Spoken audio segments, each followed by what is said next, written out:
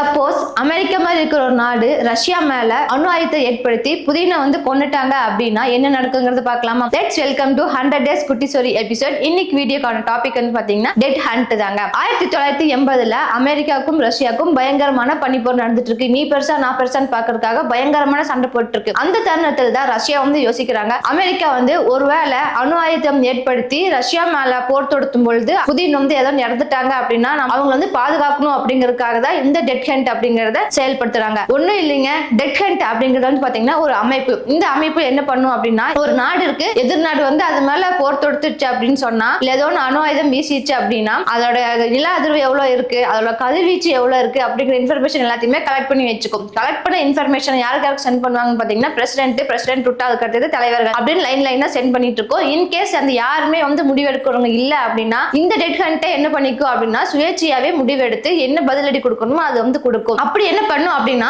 அணு ஆயுதங்களை சுமந்து நிற்கிற ஏவுகணைக்கு எல்லாத்துக்குமே கட்டளை இட்டு எல்லாத்தையுமே ஒண்ணு திரட்டி எங்க இருந்து அந்த அணு ஆயுதம் வந்துச்சோ அதுக்கு ரிவீட்டா அடிக்கிறது இந்த டெட் ஹண்டோட வேலையே. அது மட்டும் இல்லாம இப்போ ஏஐ டெக்னாலஜி பயன்படுத்தி அதை விட அற்புதமா தங்களோட நாட்டை பாதுகாக்கிறதுக்காக ரஷ்யா அமைச்சு வச்சிருக்காங்க. சோ அதனாலதான் இனிமே அமெரிக்கா ரஷ்யாவை பார்த்து பயப்படுதுன்னே சொல்லலாம். இந்த மாதிரி இன்ட்ரெஸ்டிங்கான விஷயங்கள் எல்லாம் உங்களுக்கு தெரிஞ்சுட்டே இருக்குன்னு நினைச்சீங்கன்னா மறக்காம சேனலை சப்ஸ்கிரைப் பண்ணி வச்சுக்கோங்க.